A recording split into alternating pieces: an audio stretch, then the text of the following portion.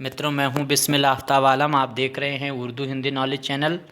रोज़ एक डोज़ में आज बात करेंगे एक ऐसे टॉपिक पे जो एक अनोखा टॉपिक है, जिससे संबंधित आपको जानकारी मिलना थोड़ा मुश्किल होती है। तो आज बात करने हैं आदिकाल का एक प्रमुख काव्य ग्रंथ है, काव्य संग्रह का ग्रंथ है खुमान रासो। खुमान रासो के बारे में जानते हैं। हिंदी लिटरेचर में BA second year, third year, first year के लिए बहुत ही अहम, बहुत ही ख़ास वीडियो है।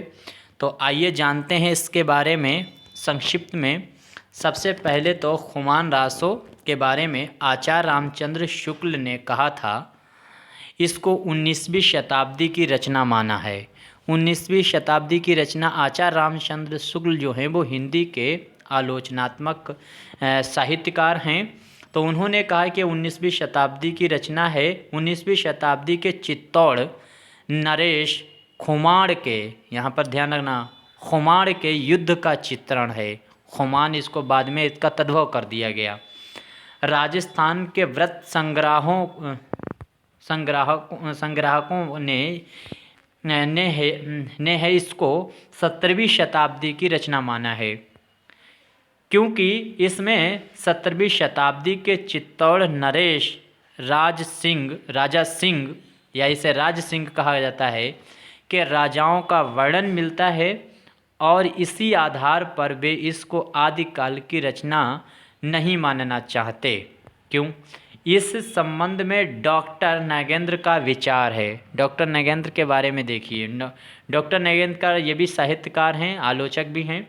इनका अपना विचार है। वास्तविकता यह है कि इस काव्य का मूल रूप 9वीं शताब्दी में लिखा गया था। तत्कालीन राजाओं के संजीव वर्णन उसी समय की परिस्थितियों के यथार्थ ज्ञान तथा भाषा के प्रारंभिक हिंदी रूप के प्रयोग से इस तथ्य के प्रमाण मिलते हैं। ये बात कह रहे हैं कि यह 17वीं शताब्दी का नहीं बल्कि 9वीं शताब्दी का है। इसमें उस टाइम के राजाओं का प्रमाण मिलता है। आगे देखो, खुमान रासो का मूल लेखक कौन है, इसका समय क्या है, इन दोनों प्रश्न, यानी ये दोनों जो प्रश्न हैं, इन दोनों प्रश्न में अभी तक विवादास्पद है।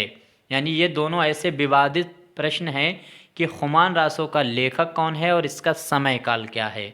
लेकिन फिर भी शिव सिंह सेंगर ने यह बताया कि किसी अज्ञात नाम भट्ट खुमान रासो नामक काव्य लिखा था।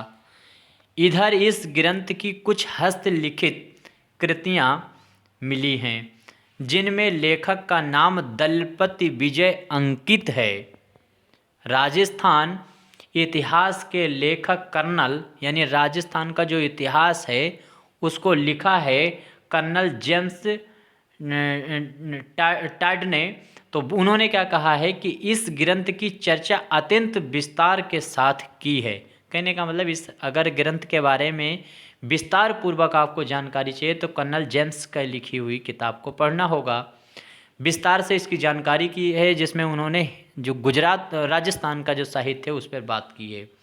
इस ग्रंथ की एक हस्तलिखित चर्चा की है और बताया है कि इस ग्रंथ की एक हस्तलिखित प्रति पुणे के संग्रहालय में सुरक्षित है, जो लगभग 5000 छंद में है।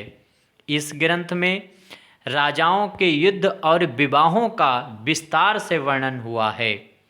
संदर्भानुसार नायिका भेद, षड्ऋतु चित्रण भी मिलते हैं। वीर रस के साथ साथ श्रृंगार की धारा भी आदि से अंत तक चली है। इसके साथ साथ में इसमें दोहों, सवैया, कवित्त आदि छंद प्रयुक्त हुए हैं तथा इनकी भाषा राजस्थानी हिंदी है। राजस्थानी हिंदी में डिंगल पिंगल जो पुरानी भाषा थी, डिंगल पिंगल। एक उदाहरण अवलोकनीय है।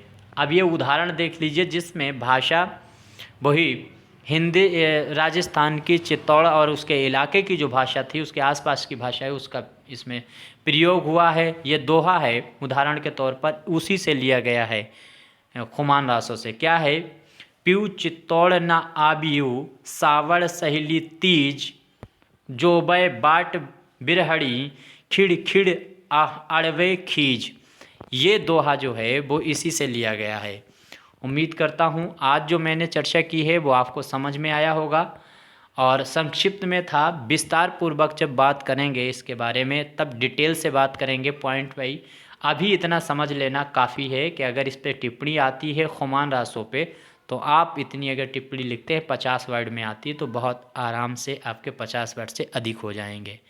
ठीक है, अब अगले वीडियो में जब रोज़ एक डोज में बात करेंगे तो एक नए टॉपिक पे बात करेंगे। तब तक के लिए धन्यवाद।